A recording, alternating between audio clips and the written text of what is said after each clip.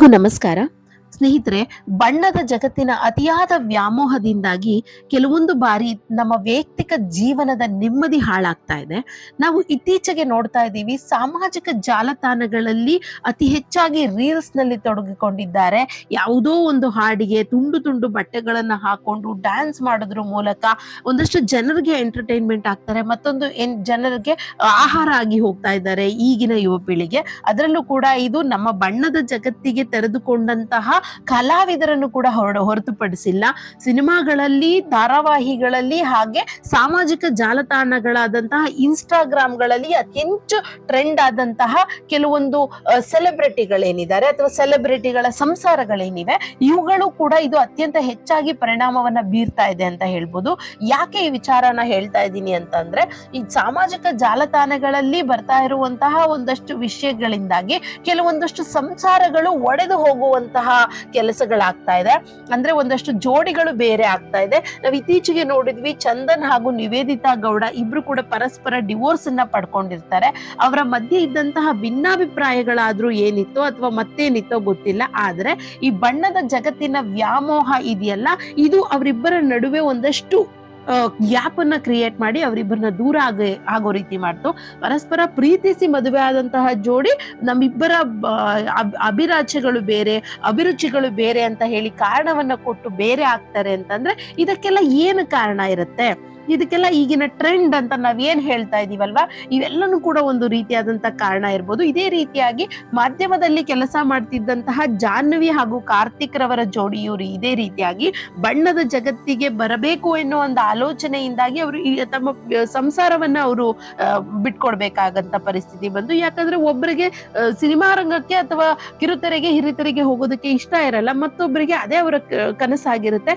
ಇಂತಹ ಸಂದರ್ಭದಲ್ಲಿ ಪರಸ್ಪರ ಒಬ್ಬರ ಮೇಲೆ ಒಬ್ಬರಿಗೆ ಅಥವಾ ಒಂದು ಇಷ್ಟ ಒಬ್ಬರಿಗೆ ಕಷ್ಟವಾಗಿ ಪರಿಣಮಿಸಬಹುದು. ಇದರಿಂದಾಗಿ ಆ ಒಂದು ಜೋಡಿ ಕೂಡ ಬೇರೆ ಆಗುತ್ತೆ. ಹೇಳ್ತಾ ಹೋದ್ರೆ ಅದರ ಲಿಸ್ಟ್ ಬಹಳಷ್ಟೇನೆ ಇರುತ್ತೆ. ಇದೀಗ ಕನ್ನಡದ ಪ್ರಖ್ಯಾತ ನಿರೂಪಕ ಹಾಗೂ ನಟರಾಗಿದ್ದಂತಹ ಒಬ್ಬ ನಾಯಕ ನಟನ ಹಾಗೂ ನಿರೂಪಕನ ಹೆಂಡತಿಯ ಒಂದು ವಿಡಿಯೋ ವೈರಲ್ ಆಯ್ತು. ಇದರಿಂದಾಗಿ ಅವರ ಮಧ್ಯೆ ಒಂದಷ್ಟು ಸಮಸ್ಯೆಗಳು ಎದುರಾಗಿದೆ. ಅವರು ಡಿವೋರ್ಸ್ ಹಂತಕ್ಕೆ ಹೋಗಿದ್ದಾರೆ ಅಂತ ಹೇಳಿ ಸಾಮಾಜಿಕ ಜಾಲತಾಣಗಳಲ್ಲಿ ಬರ್ತಾ ಇದೆ. ಹಾಗಾದ್ರೆ ಆ ಒಬ್ಬ ನಾಯಕ ನಟ ಯಾರು, ನಿರೂಪಕ ಯಾರು, ಏನು ಇವರ ವಿಚಾರ ಅನ್ನೋದನ್ನ ತಿಳ್ಕೊಳ್ಳೋದಕ್ಕೆ ಮುಂಚೆ ಧ್ರುವತಾರೆ ಯೂಟ್ಯೂಬ್ ಚಾನಲ್ ಅನ್ನ ಸಬ್ಸ್ಕ್ರೈಬ್ ಮಾಡ್ಕೊಳ್ಳಿ. ಹಾಗೆ ವಿಡಿಯೋನ ಎಲ್ಲೂ ಸ್ಕಿಪ್ ಮಾಡದೆ ಪೂರ್ತಿಯಾಗಿ ನೋಡಿ ಅಂತ ಕೇಳ್ಕೊಳ್ತೇನೆ. ಸ್ನೇಹಿತರೆ, ನೀವೀಗಷ್ಟೇ ಒಂದು ವಿಡಿಯೋನ ನೋಡಿದ್ರೆ, ಅದರಲ್ಲಿ ಒಂದು ರೀಲ್ಸ್ ನ ನೋಡಿದ್ರಿ.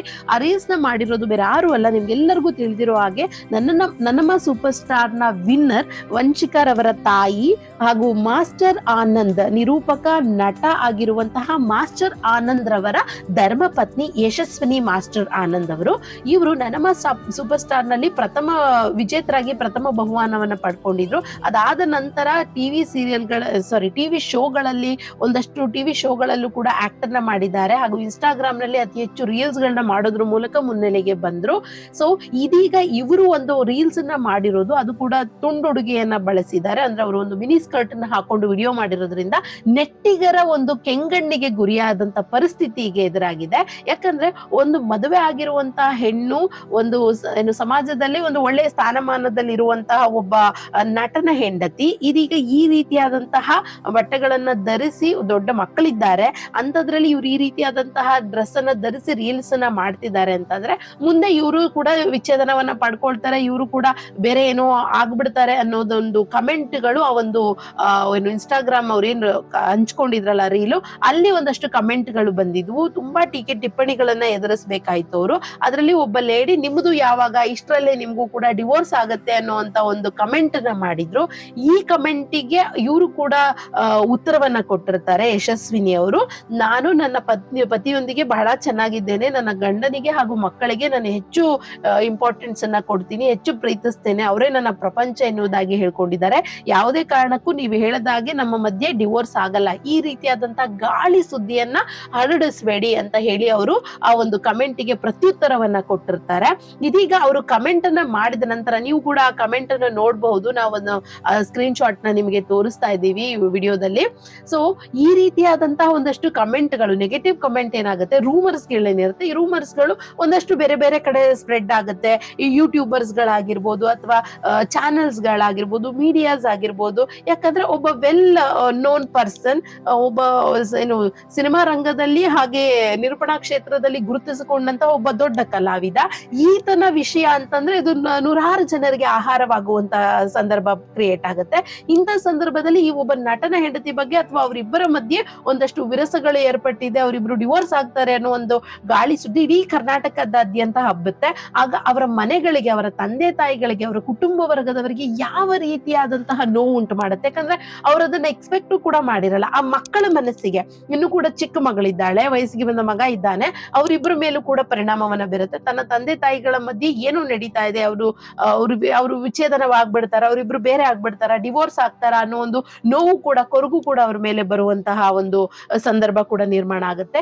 ಯಾಕೆ ಈ ರೀತಿಯಾದಂತಹ ವ್ಯವಸ್ಥೆ ನಡೀತಾ ಇದೆ? ಸಾಮಾಜಿಕ ಜಾಲತಾಣಗಳಲ್ಲಿ ಇವರು ಹರಿಬಿಡುವಂತಹ ಕೆಲವೊಂದು ರೀಲ್ಸ್ ಗಳಾಗಿರ್ಬೋದು, ಪೋಸ್ಟ್ ಗಳಾಗಿರ್ಬೋದು, ಅವರು ಹಾಕುವಂತ ಬಟ್ಟೆಗಳಾಗಿರ್ಬೋದು, ಎಲ್ಲವೂ ಕೂಡ ಒಂದು ಇಂಚಿಂಚನ್ನು ಕೂಡ ಸೋಷಿಯಲ್ ಮೀಡಿಯಾದಲ್ಲಿ ಜನರು ಅಬ್ಸರ್ವ್ ಮಾಡ್ತಿದ್ದಾರೆ. ಕಾಮನ್ ಮೆನ್ ಎಲ್ಲವನ್ನು ಕೂಡ ಅಬ್ಸರ್ವ್ ಮಾಡ್ತಿರ್ತಾನೆ. ಯಾಕಂದ್ರೆ ಒಬ್ಬ ಫೇಮಸ್ ಪರ್ಸನ್ ಏನ್ ಮಾಡಿದ್ರು ಕೂಡ ಅದು ನ್ಯೂಸ್ ಆಗುತ್ತೆ.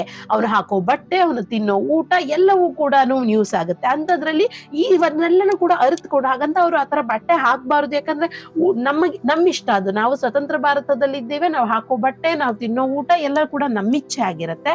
ಆದ್ರೆ ಈ ರೀತಿಯಾಗಿ ಬೇರೆಯವರಿಗೆ ಅದು ಏನು ಈ ತರ ಬಟ್ಟೆ ಹಾಕೊಂಡು, ಹಿಂದೆ ಹಿಂಗಿದ್ರು ಇವರು, ಸಿನಿಮಾಗೆ ಬಂದಾಗ ಮೀನ್ಸ್ ಮೀಡಿಯಾಗೆ ಬಂದ ಮೇಲೆ ಇವರು ಬಣ್ಣದ ಜಗತ್ತಿಗೆ ಬಂದ ನಂತರ ಈ ರೀತಿ ಬದಲಾಗ್ಬಿಟ್ಟಿದ್ದಾರೆ, ನೆಕ್ಸ್ಟ್ ಇವರು ಕೂಡ ಡಿವೋರ್ಸ್ ಆಗ್ಬಿಡ್ತಾರೆ, ಇವರು ಪ್ರಪಂಚನೇ ಬೇರೆ ಅನ್ನೋ ರೀತಿ ಮಾತಾಡ್ತಾರೆ.